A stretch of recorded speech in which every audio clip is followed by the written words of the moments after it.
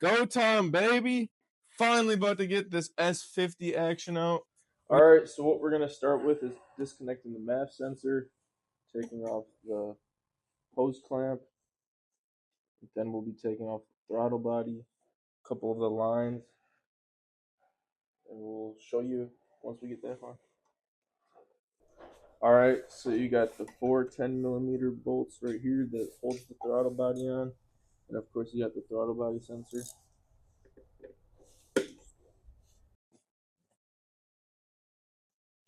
Move your little cooler for your alternator.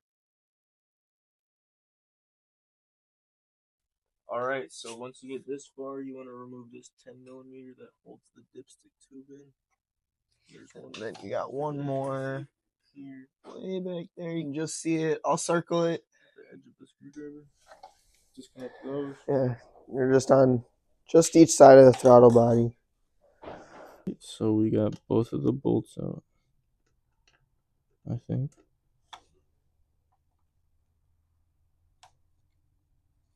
Fucking give her some beans. Oh. Oh, we got one of the sides off. It's off. Probably replace that. Yeah. And if you see, this is the one that goes to the brake booster that feeds your booster vacuum. Very cool. Disconnect these 10mm from the fuel rail. Pretty self-explanatory. There's another hose right there.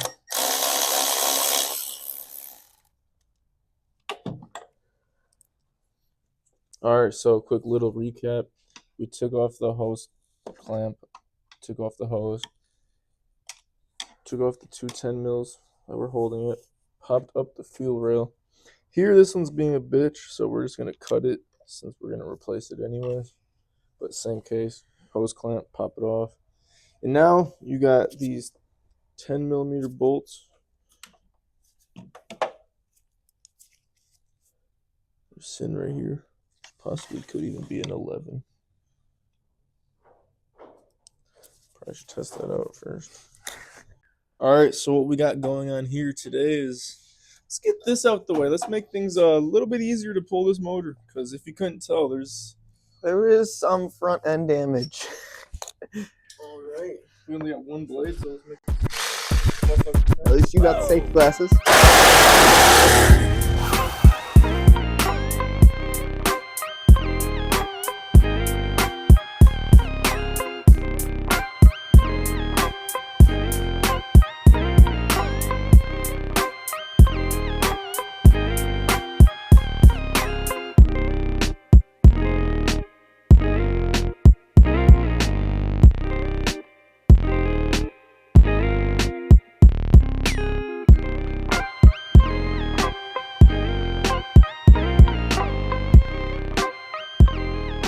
So, what are you doing?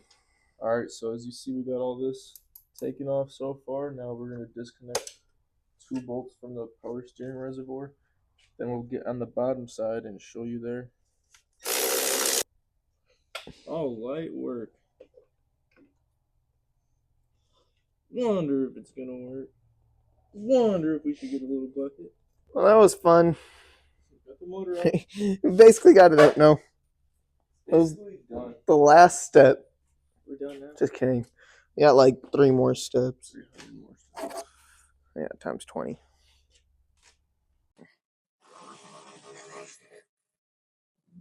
Get on the bottom here. Disconnect your cooler line and your rack. And put the bolt back. Oh, yeah.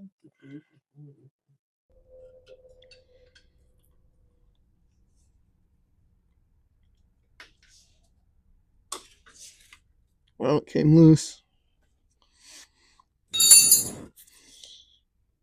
Now this is where a lot of folks starts looking like. Yeah.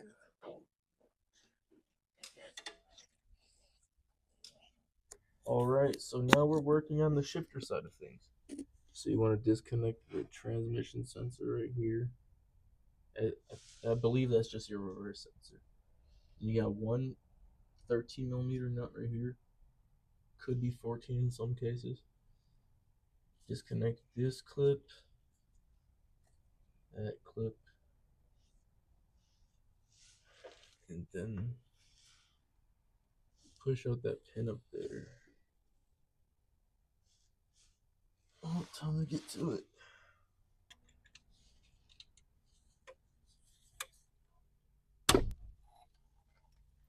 Operate off the piece. You should. I don't know the same problem. Fucking A, whatever, boys. Just been messing around for 30 minutes trying to get this damn bitch clip out. So what we're running into is having the clip, hitting your chassis right here, trying to pry it up. So what you want to do is you want to lower your transmission slightly, maybe an inch at most. And then you're able to really just hook around the bitch clip with one of these bad boys. Normal screwdriver, or I love these things. So you just hook around it, boom, you pull it back, then you literally can just slide this unit out. Just like that. Bada bing, bada boom, and just like that. Boom.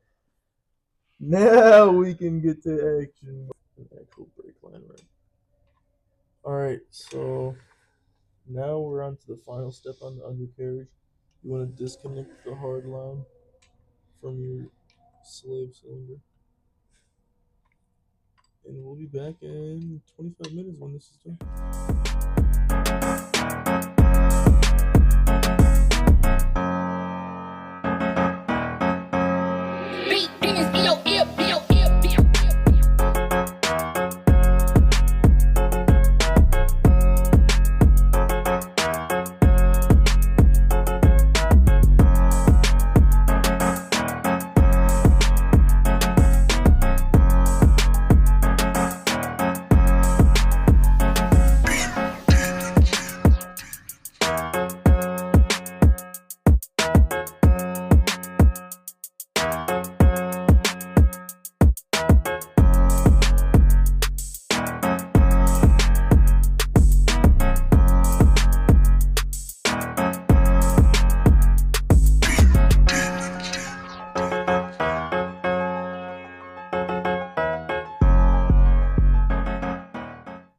We finally got this bad boy out.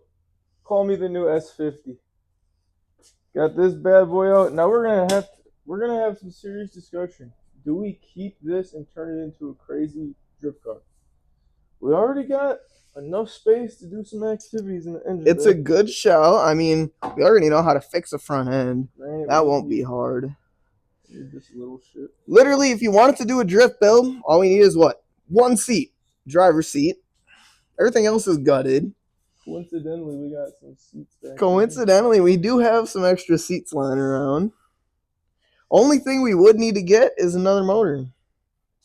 But well, we'll see if you guys want that. If you want V8 swap action, if you want S50 swap, even Euro spec, I don't know. You're gonna have to let me know what you guys want to see. I hope you like these kind of videos. They're not the most self-explanatory. That made no sense, but tune in next week. Just like, subscribe, and comment for more builds.